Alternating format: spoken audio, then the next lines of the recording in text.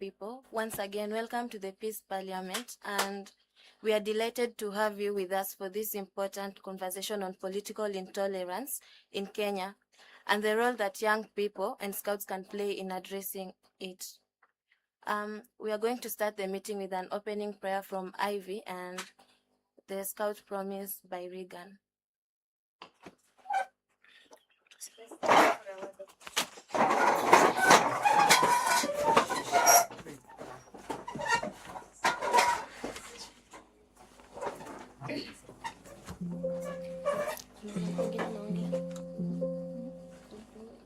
Let's believe and pray that King of Glory we can be praised and Father, this time we can be as well as start our meeting, I pray that you may be with us, bring us to it, and take our Father. I pray this in the blood, trusting and believing in this time I pray. Amen. At ease, that Scout say, reaffirm the Scout promise. On my honor, I promise that I'll do my best to do my duty, to God and to my country, to help other people at all times, to obey the Scout's law. Drop. Stand it. Good evening once again.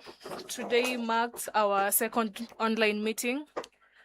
Today our topic will be political intolerance. Many of you have heard the term and maybe a few haven't. And before we start, let us set some ground rules that will guide us as we continue with our meeting. First, ensure that you display your name, and participants are encouraged to use the chat and open mics as we continue. Also, please ensure that you always respond through the chat as we continue discussing and interacting with each other. Listen to understand, not only to respond. No personal attacks, because this is us coming as one in one voice and in one harmony. Everyone has a right to their opinion. No opinion is wrong and no answer is wrong, because we are one and we are promoting peace, not against anyone. There is no disagreement. Every opinion is respected, and we speak from our experiences without generalization about entire community or party. Feel most welcome, and everyone is welcome today. My name is Stacey Michelle and I'll be the moderator today. Okay, when we talk about political intolerance, from your view, your perspective, please write down in chat what you know about it, anything about political intolerance, what it means to you. Please share one word or phrase that comes to your mind when you hear what political intolerance means. As we do that, as Scouts, we are guided by values that call us to serve, respect others, and contribute positively to society. Tonight, we invite ourselves to bring those values into our political conversation and engagement with the people who may not agree with us. Of course, not every time people will agree with you. At some point, you might feel you are correct, but another person has another opinion about whatever you are saying. So, in one word, what Scout value do you think is most important when discussing political intolerance? Just in one word. Indicate your answer through a text form or through a chat. I'll be reading them as we continue. In one word, what Scout value do you think is most important when discussing political intolerance? I'm waiting for your chats. When you talk about political intolerance, what does that phrase mean to you personally? It may be at a personal level, it may be a community-based thing, or something you've experienced or witnessed before. So feel free to type and feel free to share your views. Okay, I welcome Sure to say something as we continue, as we review your chats. Okay. when we talk about political intolerance, what I get from it is the unwillingness to accept or to respect the basic rights of another individual just because they support another political party. Yeah, that's her view. Yeah, anyone else, anything about any view, your perspective about political intolerance? I see Regan Koba says it's citizenship. We also have Cynthia Kizito saying refusing to accept people because of their political views are different from ours. Yeah. We also have Stanley saying people have different views on politics. Failing to respect people's opinion is political intolerance. As you can see, people have different views, but the key goal is how are we going to accept their views, and how are we going to make them feel that their views are accepted. There is Shadrach who is saying it's Victor Guko saying political intolerance is the unwillingness to accept or respect people who hold different political views, support another party, or belong to another political group. Yeah, I welcome Father. I can see he's saying it's extremism. Anyone else? Any view about what political intolerance entail? Okay, at this point, I want to welcome Father Francis to explain to us what he knows about political intolerance. Yes, Father. Okay, Father is our today's main speaker, and we'll be with him throughout the meeting. Father, if you can get us. Thank you. I was just laughing because I was just enjoying texting. It's nice to touch the buttons. But good evening, and thank you all for being in this call and wanting to put up your voice against something that destroys human life. Intolerance is death in the waiting. It is a death sentence passed by yourself against people who you really don't know and who really don't know you. And so it's a very apt topic, especially in our country today, when we are seeing a lot of actions that call us to rethink our human dignity and identity. In the very initial comment, I would say that political intolerance is the act of you thinking that everything is as you see it, and therefore every other situation should fit into how you see it. I just put in a sentence there or a word there saying, might is right. Because I am the mighty, I am the almighty. Whatever I see, whatever I know, anybody thinking otherwise or differently, either should change his mind or our mind and join mind, or face destruction and annihilation. In our country, we have experienced various moments of pain and agony because of intolerance. And we have all seen what is happening in our country. We've lost lives. We've had property destroyed. We've had people maimed. We've had our economy shattered. We have had dreams destroyed.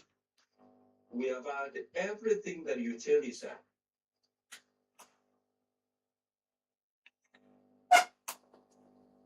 Wanting to be supreme, wanting to be better or higher than others, wanting your idea to win.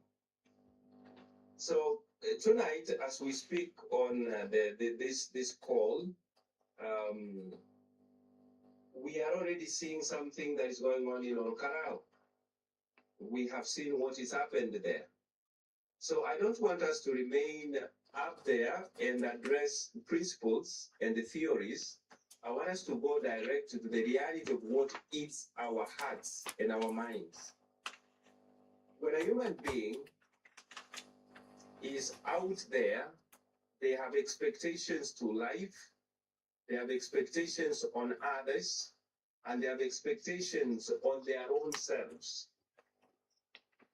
When we lift our expectations beyond the scope of other people, we have denied those other people the chance to be human. We have already objectified them. We have already commodified them. And in that process, they cease to be human. They become things that we can destroy at will, at whim, as we want. And there is no better way to look at political intolerance or any form of intolerance. Sometimes, okay, for now we are talking about politics, but it can also be religious intolerance, but it can also be even academic intolerance. Sometimes it can even be romantic intolerance, where couples are really competing against each other. So the intolerance here is when we have decided that which we hold valuable, important, is the only position that there is, and nothing else should happen. In our country now, when we talk about political intolerance, we are talking about who is the one who is supposed to govern, because politics, politicos, is the idea of leading, governing, directing the majority, the many. And so the intolerance that we experience here is who has a greater say, who has a greater control, and who therefore should benefit more. And so I don't want to push this a bit further, but I just want to pause and ask myself, what are the reasons that push us towards this situation? And I think as the host was asking us questions, I think I would want to see what you guys think. What are the reasons, or what are the causes or the excuses that push people towards political intolerance? Even before I share or shout out some of the things that I have, if you just put again down as we were putting them, I'm not going to read everything, but I am looking through as I share a few thoughts. What's the excuses you think that lead to political intolerance?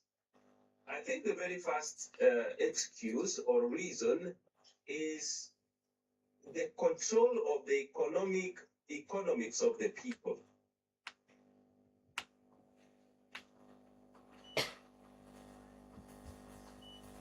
A say, you take away their right of self-expression. When you make people poor to the level that they cannot be able to feel like they are able to meet the basic needs for themselves, then what happens is that they are prepared to do or take anything that goes as far as it's coming from you, who is providing for them. Therefore, it can lead us to the second level. Refusing to give people justifiable employment, reasonable employment. When you make it so difficult for people to be able to get a living, in other words, either you have made it so difficult that there is no possibility of new jobs being created, or you have made opportunities so entrenched, either in tribalism, nepotism, whatever it is, that it is impossible for people to go out with their skills and get an opportunity to earn a living from. You are impoverishing them systematically. You are holding the grip and saying, listen, your hands, your mind, your brains, your creativity it's not going nowhere. You must stop here. That is the highest level of impoverishing or denying people a chance to live. Have that anger is generated by the first two reasons. But the second reason on ensuring people don't have jobs, it could lead me to the third excuse or reason for this intolerance. And this is educating people but not allowing them to practice what they have learned.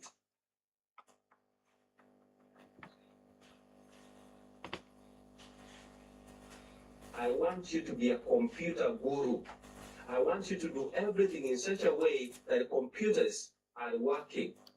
But then I am not able to allow you to freely create avenues in which this computer works for you and for those people who matter. This again destroys my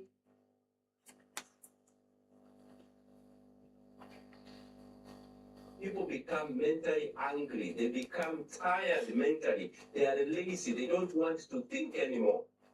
And because they don't want to think anymore, so people begin thinking for them.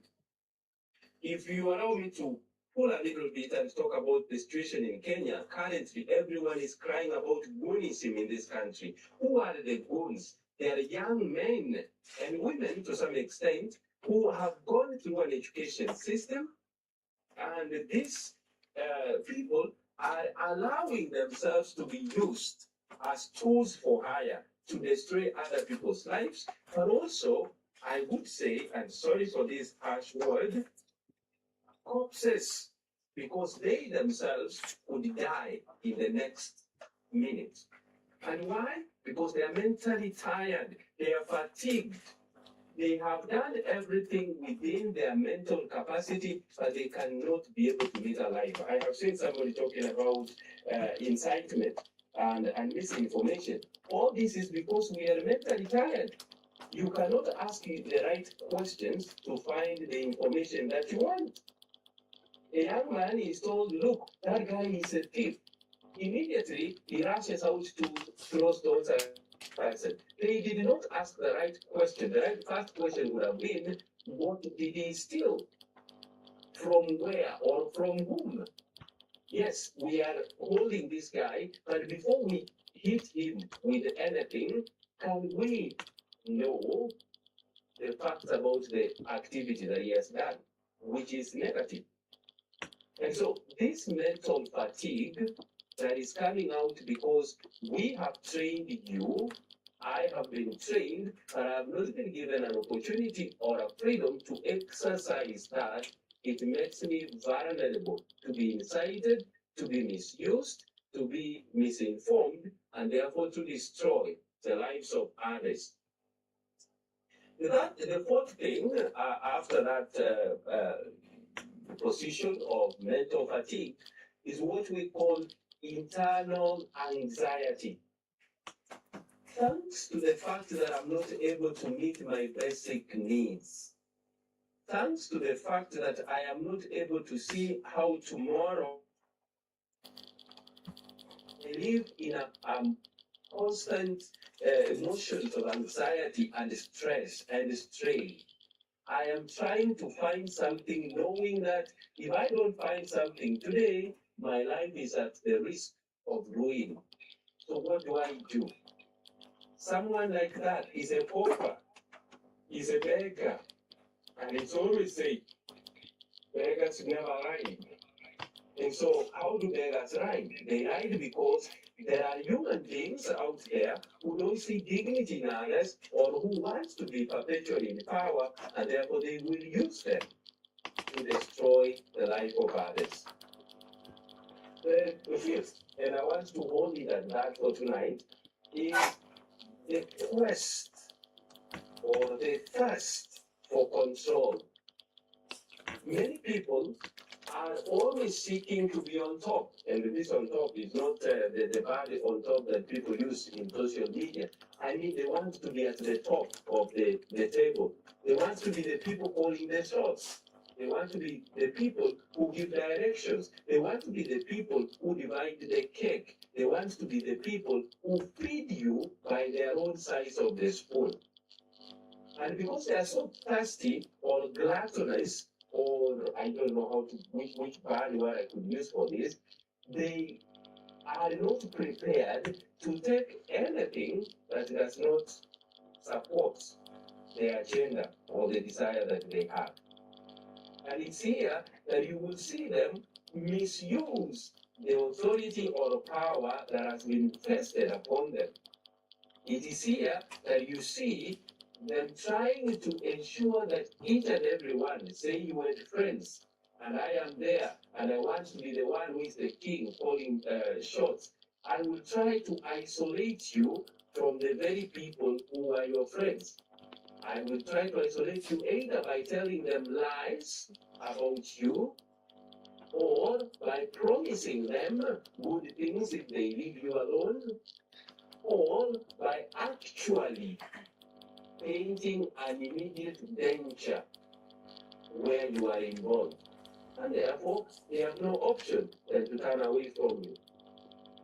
So, in essence, or in simplicity, I would say, therefore, that the causes of intolerance in our midst are not things that are far-fetched. We cannot just say intolerance is brought about because one politician A does not want to give up. We are saying that this intolerance is something that begins from that lacuna, that space, that emptiness that has been created in us because of the 5 reasons that I have given up. Those 5 reasons create a vacuum in our hearts, in our minds, in our spirits. And remember, immediately there is a vacuum, the human spirit will struggle to fill it up. Our minds were never meant to be vacuums. So when there is a vacuum, the mind quickly tries to find a solution to fill that vacuum. And it's here that we now begin to be violent to each other. It is here that we begin to be extremists against each other. It is here that we begin to be terrorists against each other. It is here that intolerance is brewed, and then it is dangerously shared, shedding blood, shedding tears, and creating more graves for human life. So, I now want to stop there for a minute. Let's have some little dialogue before I go back to discuss some of the avenues we can use. Up to there, I think I want to hear what you think, because these are just my thoughts and I don't want to be intolerant. Moderator, please, let me hear some voices. Okay, thank you, Father. Father has mentioned quite a number of things that causes intolerance. How about we get your views on your points, your views that you've had, any contribution that you've gotten that has been mentioned? You can say it through chats, you can just tell us. I'll invite Michelle Acheng, if you can get me. Michelle, if Michelle is not getting us, David Ndohio.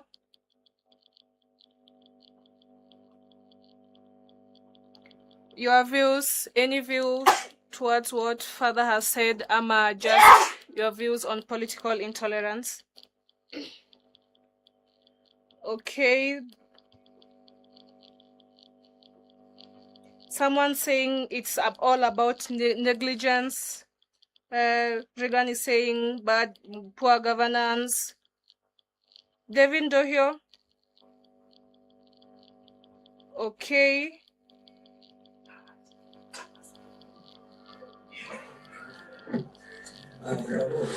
Oh. Thank you for this opportunity. I'll directly give my view on political intolerance.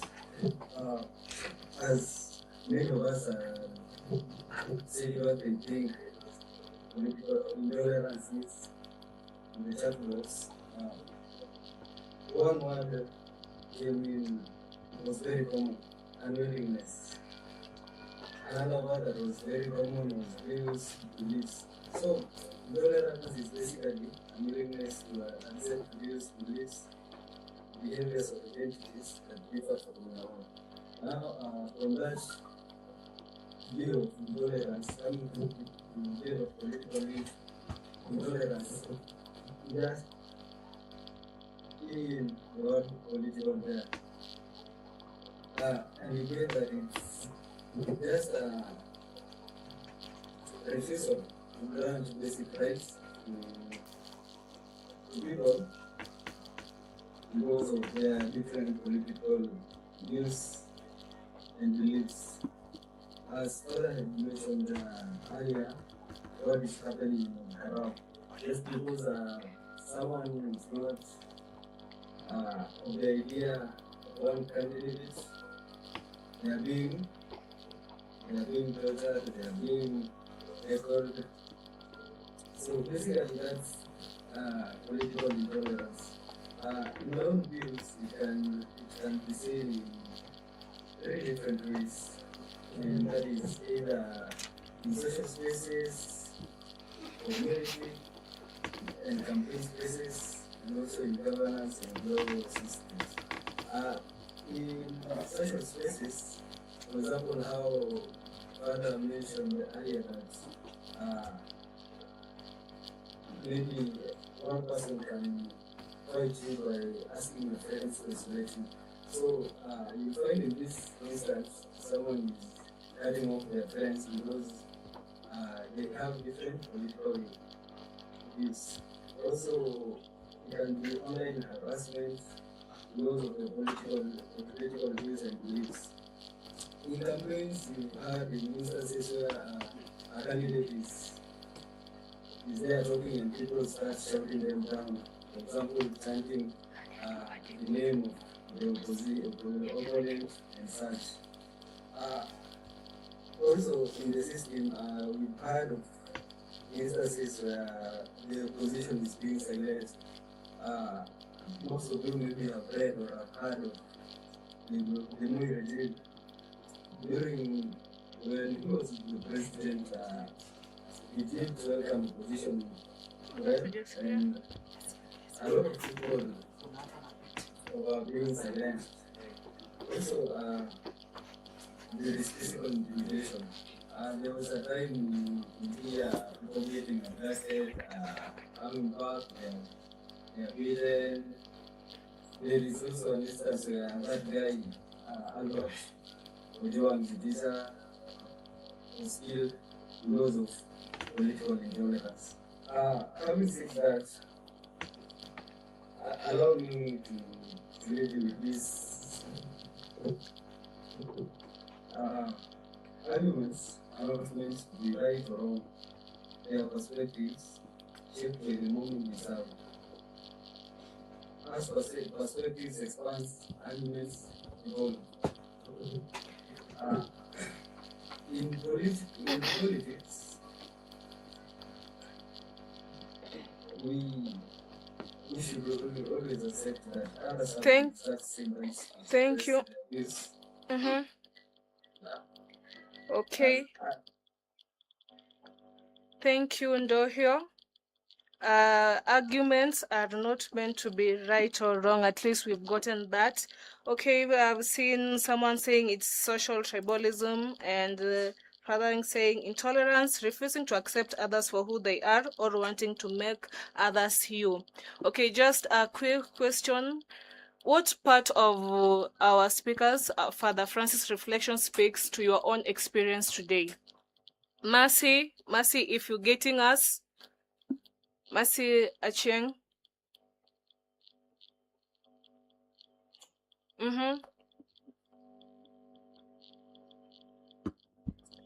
Okay. When did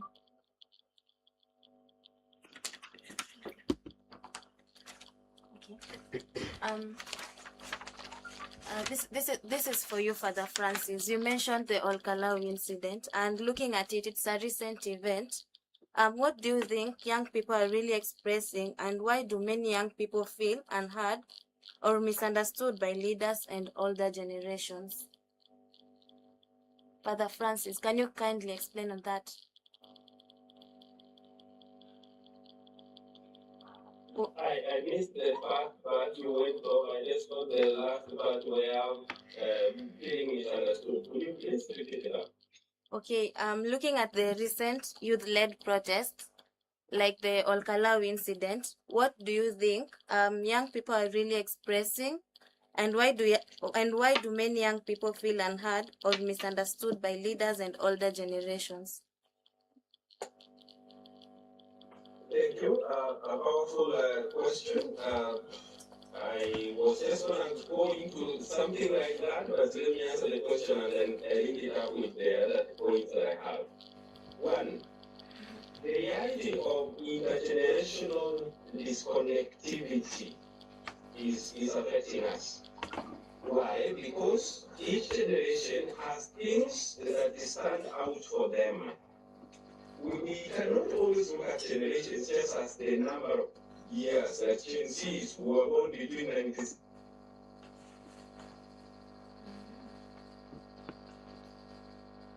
By generations. Generations have more into the mindset than rather just the age gap. And so what happens is that the people who are in office today are in a generation that looks at life slightly different. One, they believe that might is right. The person in authority should be respected, should be accepted, should be the one giving directions. You know, even as I grew up, at some level, I had a lot of challenges. And yes, now I still have some challenges in my life. Because I question when I'm not supposed to be asking a question. When you come to the generation that is current, the Gen Zs, for instance, they have the freedom to voice what is inside them. They want to ask questions. But why must I do this? Why must I go there? How is this? Why is it affecting me? So those questions already, because the other generation has a blocked mind, the leaders have said, let us follow. The Gen Zs are saying, no, wait a minute. Who is this leader? He does not take care of me. That already creates a vacuum, which already brings the intolerant nature of relationships that goes on. The second thing about this is that the young people want accountability. Stand up and let's see. If you told me you are going to get 100 shillings, please let me get 100 shillings. And if you are going to shortchange me and give me 70, at least tell me where you took my 30 shillings. Now, the older generation, most of them have come to believe that if I was to get 100 and I get 70, at least it's okay. The person who worked to bring me the 100 has a right to eat something small. So you see, this is again a mindset thing, but it's a value thing. The older people, the sense of accountability to the older people is not as strong as it is to the youth of today. So that is one area also that is causing a lot of disharmony between the older generation and the young people. The third point that is causing all this is the level of freedom of expression. The immediate speaker who finished was speaking and giving us examples of how people are disappeared if they speak out. And they even went back as far back as the time of Nyayo era. But I want to tell you, the freedom of expression is one of the greatest human rights, and it's one of the basic aspects of human dignity. Now, our time, when we grew up, whatever your father has said is fine. No, not ask. Our tradition was that we speak from the youngest as we go up. When the elder person has spoken, the younger person cannot speak again. So if the president has said something, nobody should question it.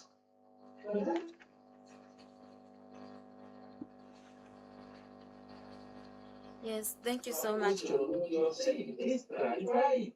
I need to understand what you are saying. Now, that causes the problems.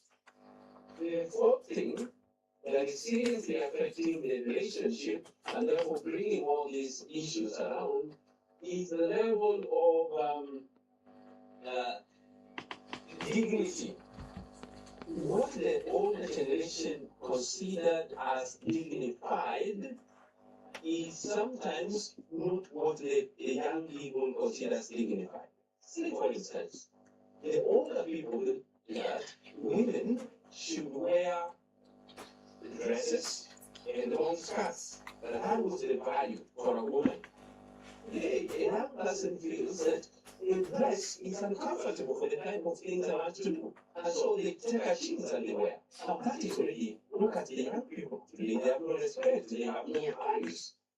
Is it true that the young people don't have values? No. It's only that they are coming from an experience from a time that is different from my time.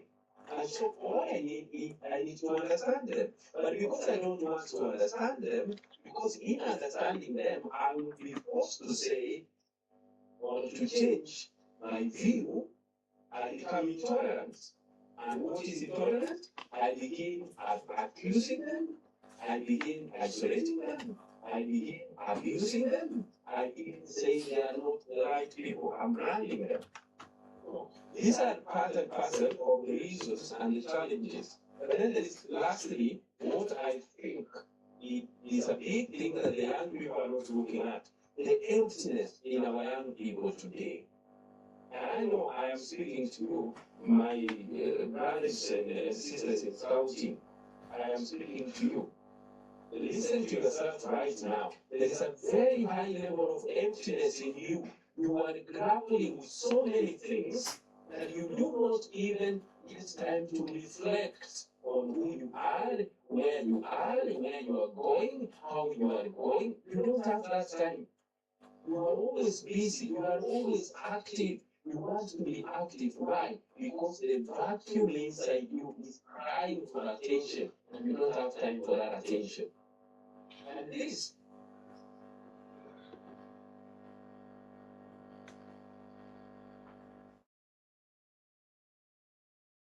it's going to be worse for the Gen Alpha. Why?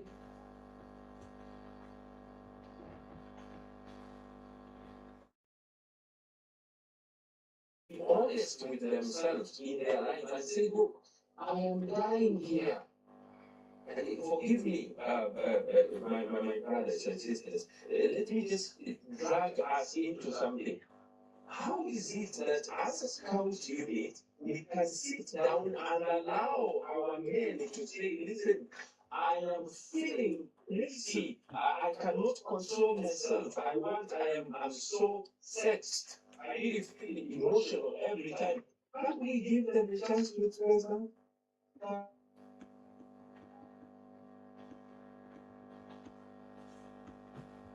Women, I don't feel men. I just feel comfortable doing my thing there by myself. I use call it limits or whatever it is.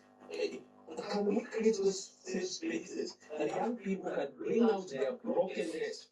Can we give them the space to say, look, I have never known a father in my life. I need security.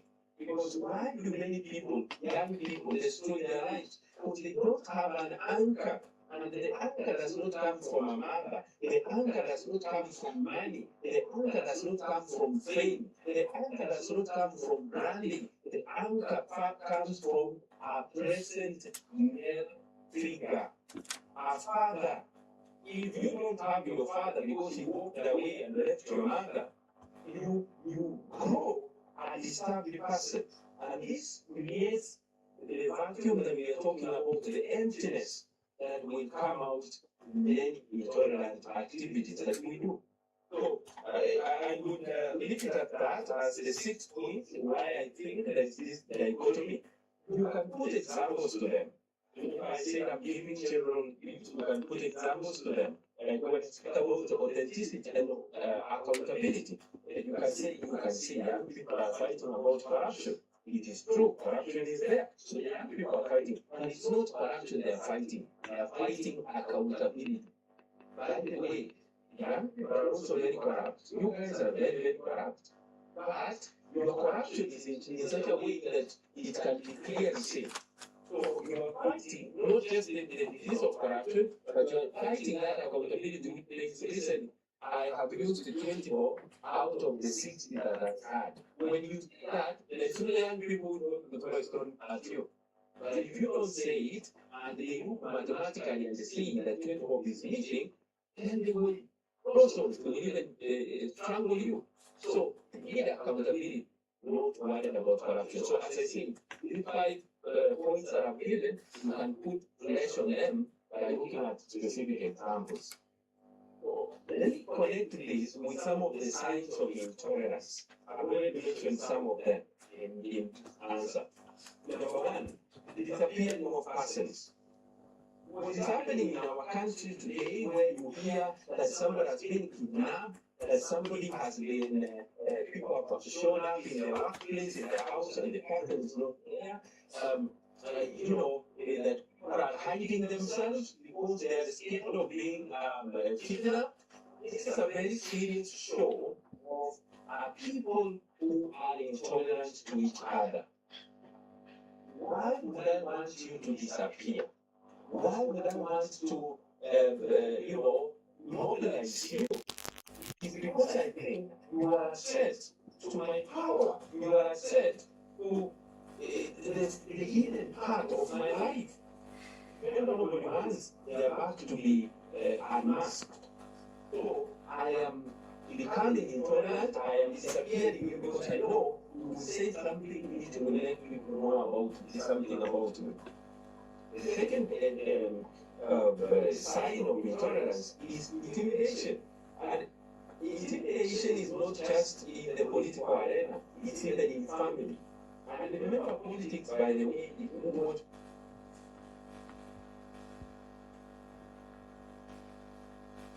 seated there. I am seeing you at the end on my screen. I'm using my phone. And the laptop was far when I chose, so I didn't want to move places. So I'll put my face so that you can see how I look when I'm a bit angry. But even as I see you, politics going on there among yourself. Kila mtu anataka aseme komiti yake na anaona atafikiria nini. Some of you will be listening to someone else wanangoja amalize so that we correct, so that waonekane clever or brighter than the other one.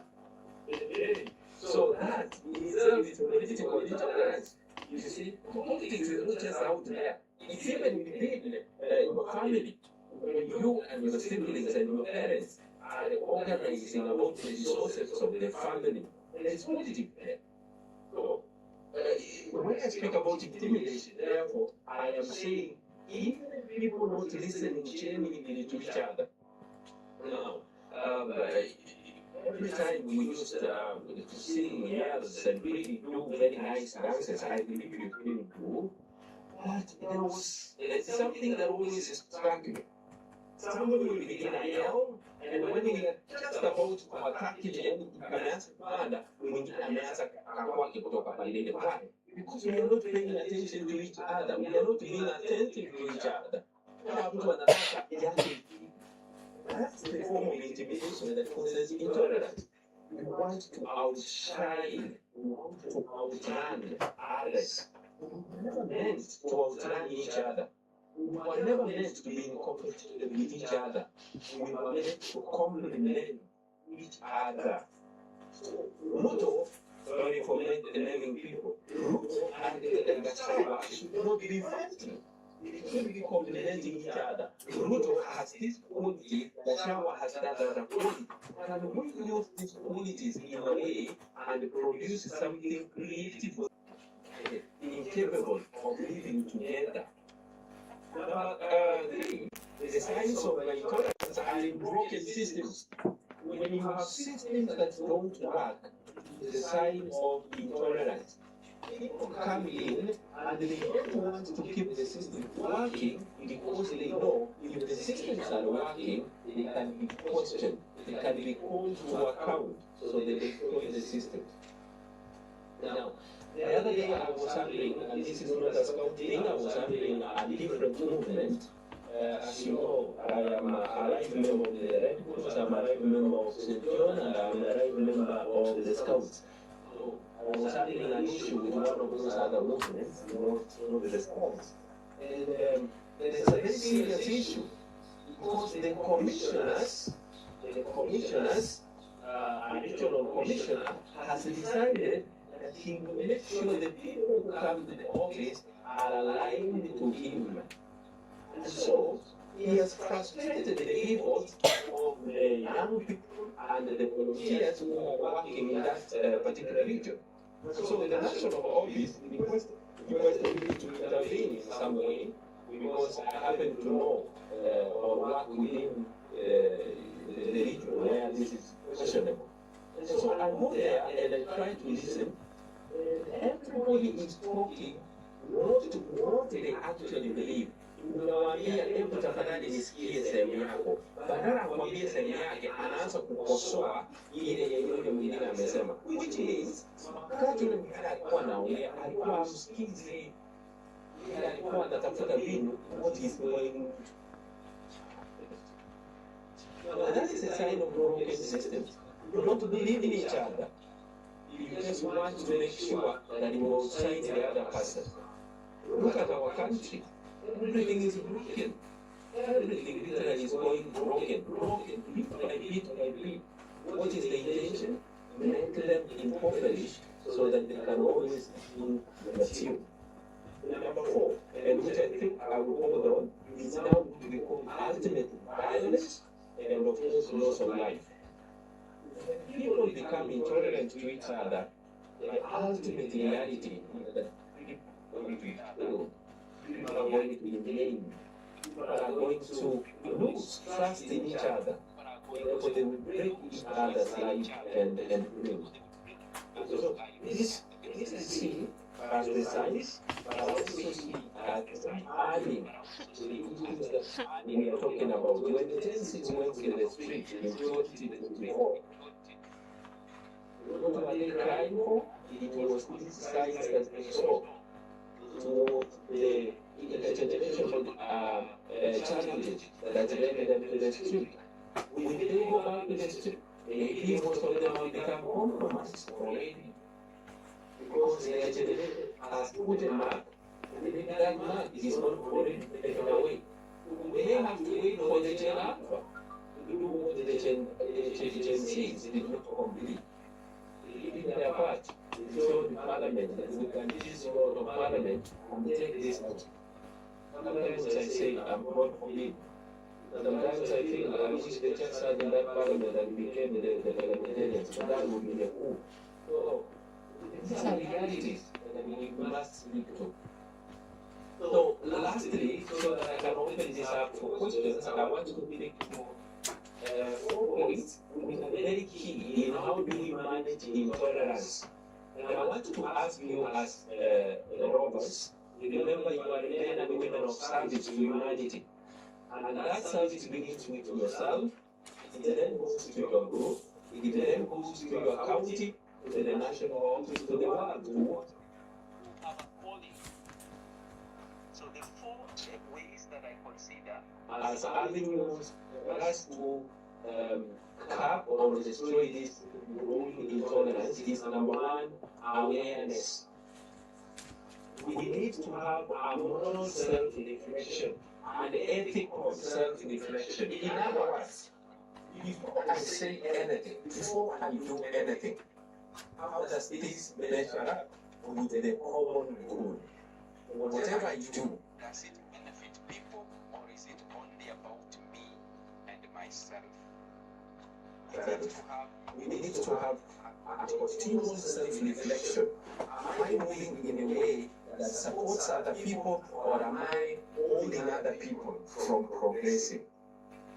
When you begin looking at yourself closely like that, you begin to see areas in which you are remaining adamant, areas in which you have refused to grow, areas in which you have made yourself the standard of measure, and therefore making other people unable to grow and attain towards their purpose in life.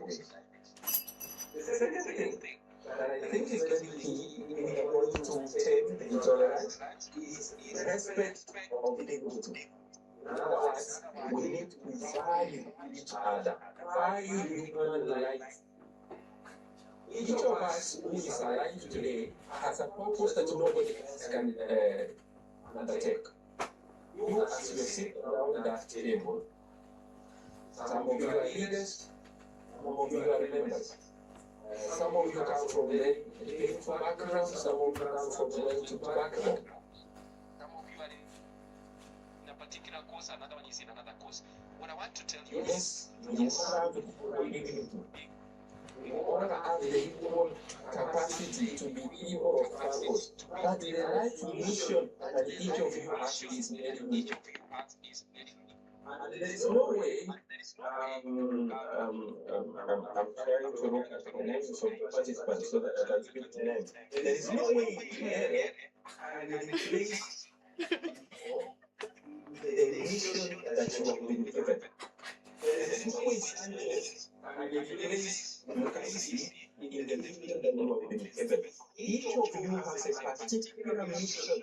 And if you don't fulfill it, it means the world becomes a little poorer.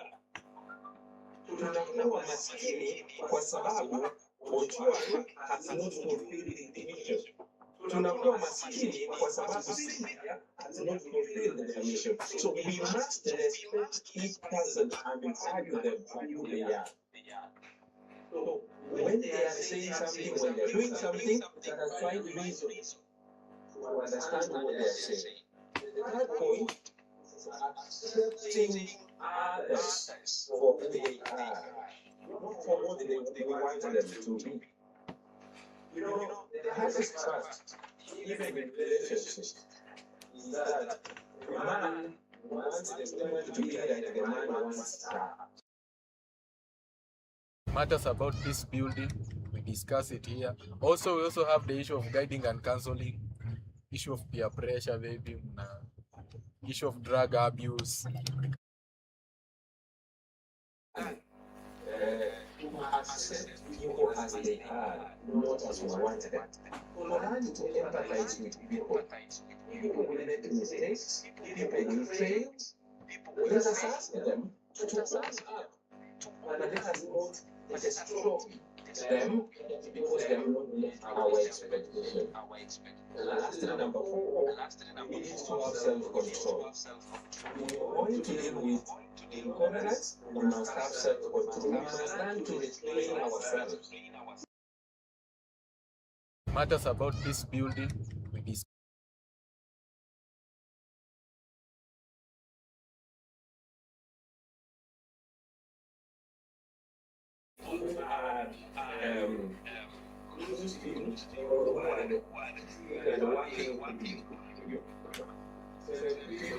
Who they are and how they are. I think, of course, at the end of the day, who I am, and the big that I'm looking to scout. I would say, if a scout's honor is to be trusted, then the scout must Value. to value.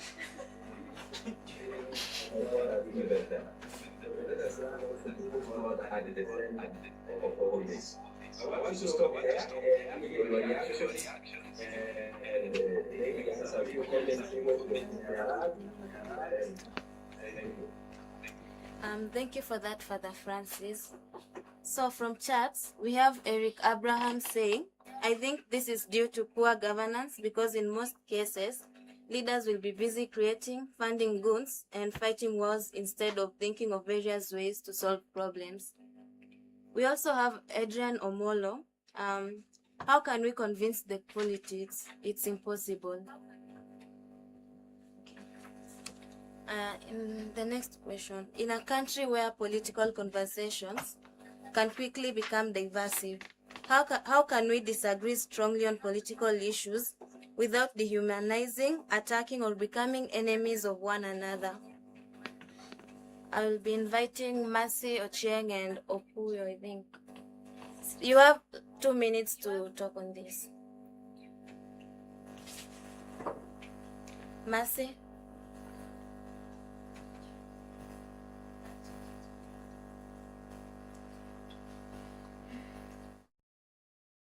Ochieng.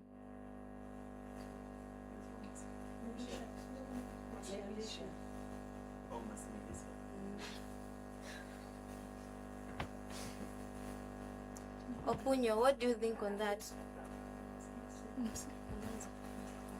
Okay.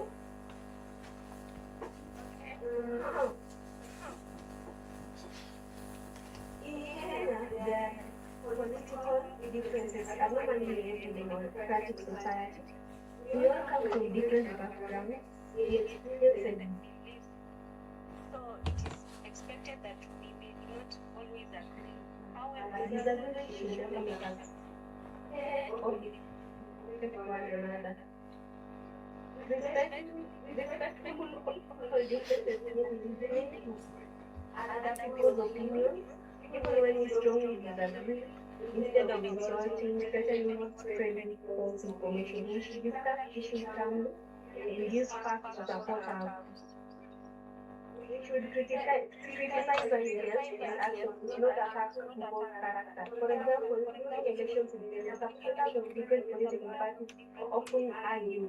Instead of fighting or insulting one another, they can share their opinions respectfully and remember that after elections, there is many debates.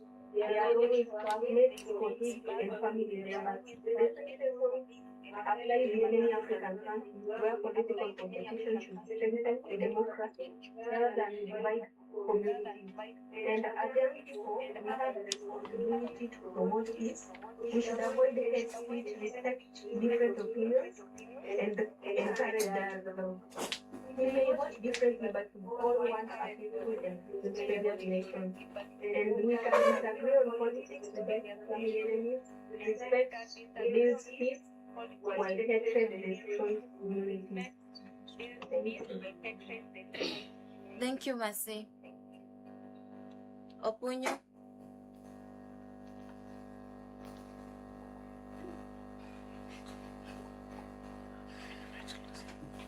Okay, from chats we also have Jemo Wekesa. He's saying that we need to ensure that politics isn't a thing of the heart. We can have it as a topic of discussion, with engagement not coming from the heart, because the moment the discussion comes from the heart, it will be backed by feelings and emotions.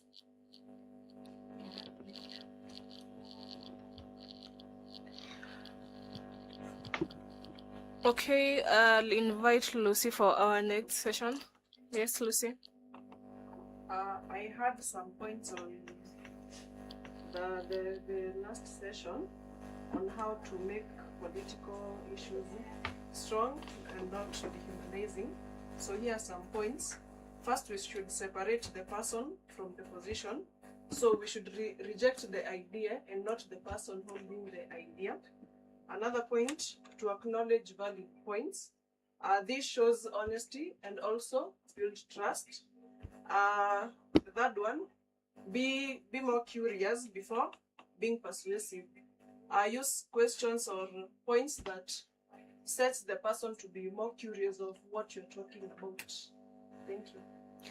Thank you, Lucy. And we have spoken about the problem and our responsibility. A lot has been said. But the most important question now is, what are we going to do about it? Yeah, we've shared our views, we've said everything that we have in mind, but are we going to implement them? Are we going to put them in action? If the Scouts Peace Parliament were to take one practical action in the next 12 months to reduce political intolerance among young people, of course, what should it be and how would we know that it's making a real difference?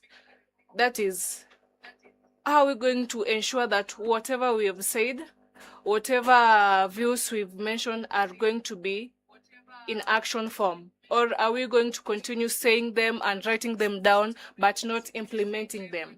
Share your views through chats.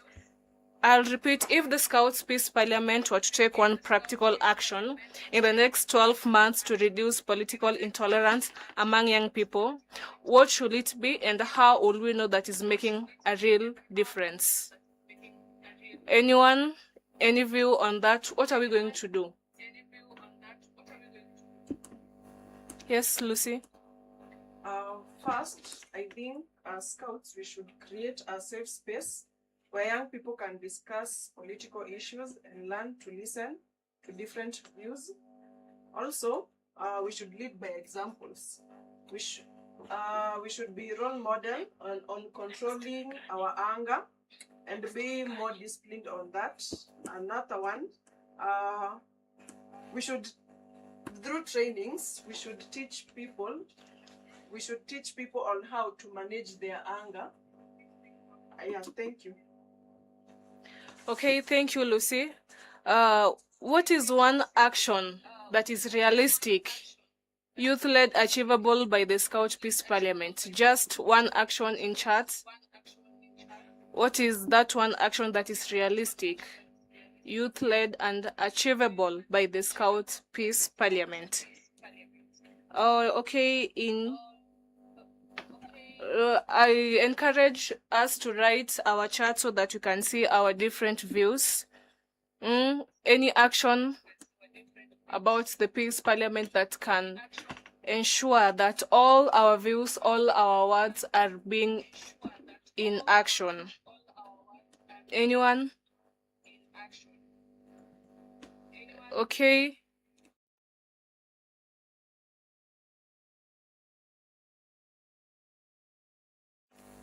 Okay, I see Father is saying we can create safe spaces like the barazas. Of course, baraza, we can promote dialogue. We can also be role models through witnessing and ensuring that our views are heard. Okay, Ndoyo is also saying awareness. Let's continue writing. That one action. Okay, I forgot someone. Michelle Aching, if you can hear us and say something. Michelle Aching.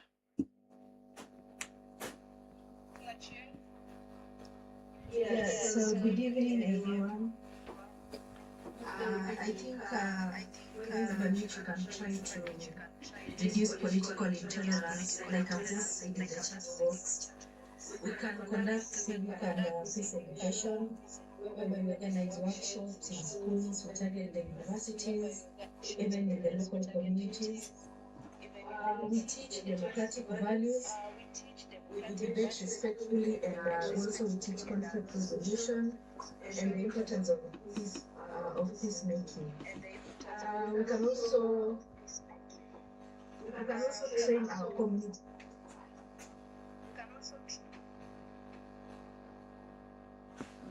Volunteers, like now we are peace parliament. We now become peace ambassadors back at home. I'm a community side. So where you are right now, you become an ambassador, and I also try to equip others that are near you. We equip them with meditation, mediation, and dialogue skills, so that they can also be able to intervene early when political tensions arise, so that we can also be able to dialogue respectfully. Yeah, like a certain lady talked about it. We can be able not to judge a person, but listen to him. Understand first, and then it is when you talk. You listen to understand, yeah? But also you just judge the political opinion, not the person himself or herself. Thank you, Michelle. Boniface Omukawila, say something. Boniface? Yes, hello, bravo. Wow.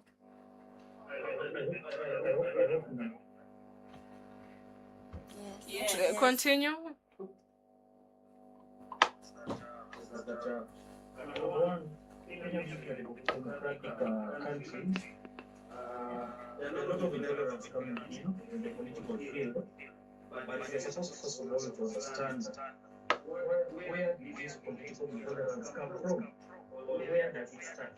Because if you look at our country, Kenya, from the moment we got our independence, there are a lot of changes that have been happening in our country, and initially, those doing whatever I can say, we had something known as unicameral government, But this was the type of government that was doing everything together. But it reached a point with transition to bicameral government. But this type of government is the one that is dividing the power. And in the political field, whatever many politicians fight to get the political power. And for them to be able to achieve that political power,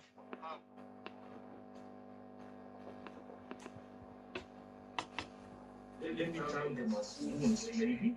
These are the people that are causing a lot of challenges within the society. They are causing these issues of political intolerance to select, bringing a lot of issues.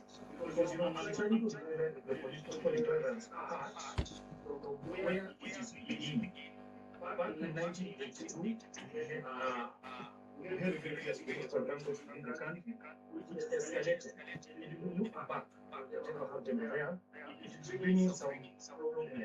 It is causing a problem in the current situation of whatever is happening. And in 1992, we had something known as multi-party.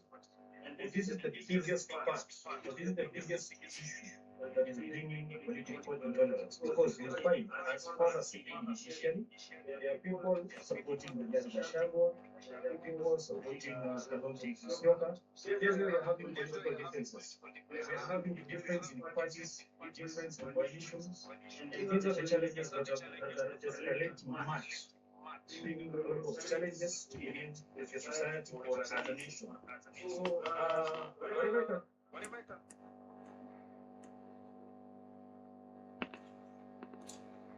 the constitution. After understanding the constitution, it is where we will be able to guide these other people.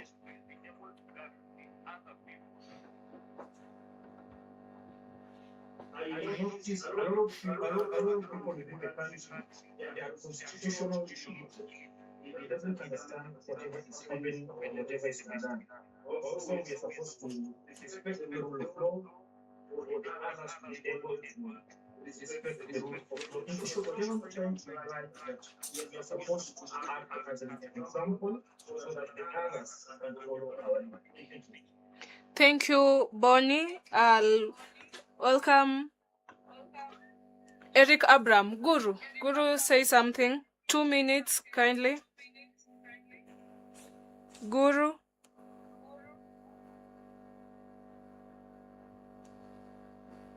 Eric Abram.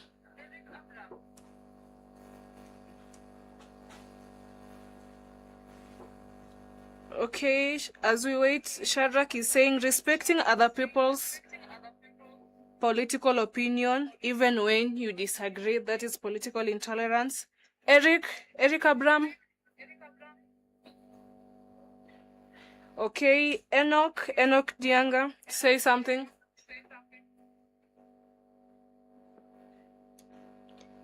Enoch, if you, okay. Good evening.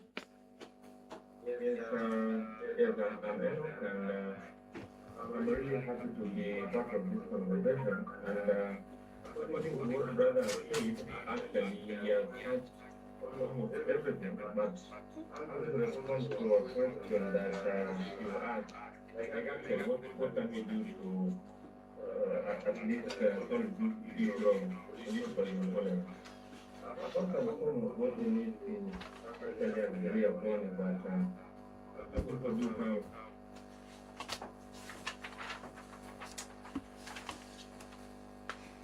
whatever an individual will be able to get from whichever line or formation or alignment is up. What I would say is that therefore, what we need to do is to prioritize national unity over personal good. How much you are supporting a particular party, having known that at the end of the day, this vote is there for me, and you go as far as even favoring or maybe trying to shut down other people who have a different opinion. Let us put the interest of our country first. Number two, we have to demonstrate maturity when discussing political issues. Even though we have a lot of slogans. We have the issue of one term, we have the issue of two terms, we have the issue of half term, or whichever term they are using. But we ask ourselves, if we're talking about one term or two term, or whichever term we're talking, you have something which is making sense which you can bring on the table and discuss maturely without you just saying, I'm for one term and that is what I'm going for. And be able to give people who at least share their thoughts in regards to what quality it is. And then what we need also to do as an organization, like we are over, we need to tolerance and respect others. There's no my friends just that because they don't understand what is supposed to be done. We can go outside there and tell them what tolerance and respect is. Otherwise, I want to go further because of the time. Okay, Guru. Guru, say something. Okay, thank you for this opportunity. What I'd like to say is that political intolerance is basically my way or no one. Napata like pretend mtu hataki afanyiwe sema hiyo bila national stability. So this comes from things like silence and others, insults, and I can say some of the main causes of political intolerance is like strong party loyalty. This is the situation where we versus them thinking there is misinformation and believing the other side is evil. We also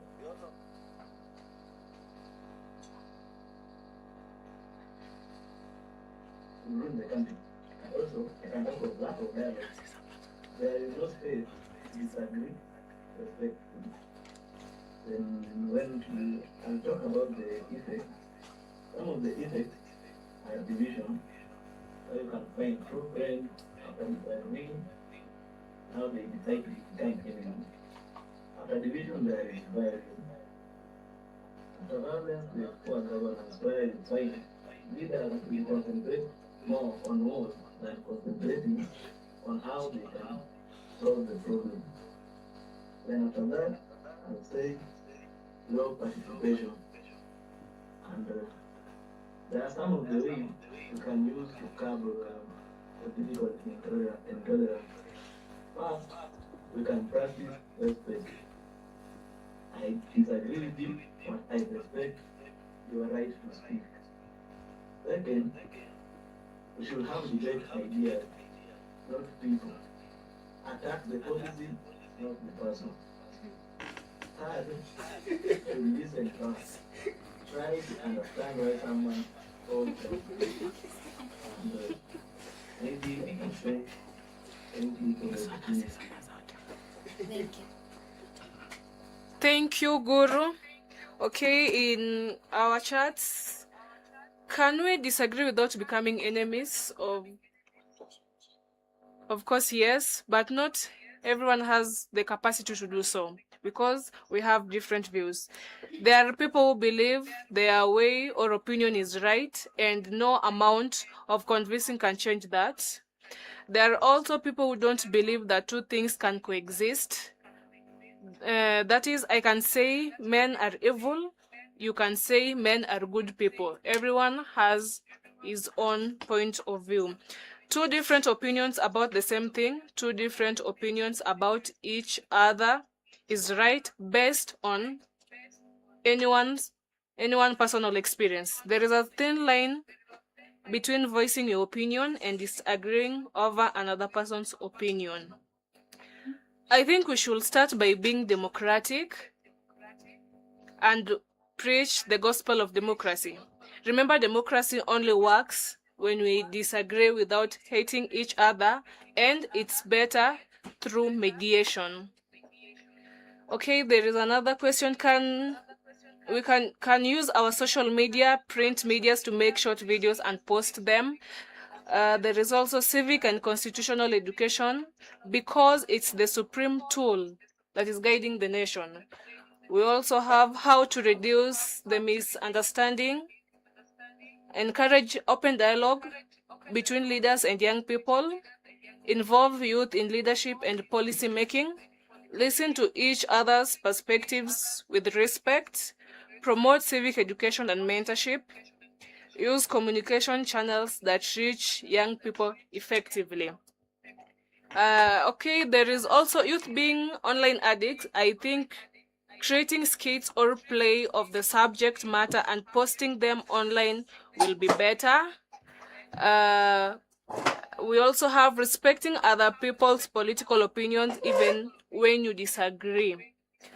There is also watching our language, disagreeing without insulting, mocking, and dehumanizing others, and being the role models. Father also said politics is a game of numbers. Scouting is the biggest youth-led movement, replica of our belief will and outdo the agents of division and extremist levels of intolerance. As scouts, we can take a minute and reflect. Have I ever shared something political without checking whether it was true? Have I ever insulted someone because of their political views? What do I do when my friends attack someone or support a different leader? Do we respect each other's opinion? And do we respect other people's view? As Scouts, let us reflect on those 3 key questions based on our topical discussion of the day. As we summarize our meeting, just an overview, what political intolerance, we have understood that political intolerance is more than disagreement. It can involve the refusal of respect of other people's views, insults, threats, exclusion, and harmful online behaviors. But as Scout, what is our role? As young people in Scouts, we have a responsibility to examine our language, actions, and online behavior. But as we examine that, what do we intend to do, and what will we do? Through our chats, I encourage us to write what you feel should be done to curb this misconception that only one person's view should be effective at that particular time when people are disagreeing. I'll welcome Chelsea for the closing remark. In conclusion, the purpose of this dialogue is not only to have a good conversation, it is to live with the responsibility and action. So on the behalf of the Scouts Peace Parliament, we sincerely thank Father Francis Kerongo for sharing his wisdom and experience with us. We thank every young person who contributed to this dialogue. Let us remember that peace is built not only in major national moments, but also in the everyday conversation we have with people and who disagree with us. Thank you, everyone. We may all rise so that we can end the meeting. Thank you. As we rise, Kwiri will pray for us, and Hilary will dismiss the meeting. Thank you.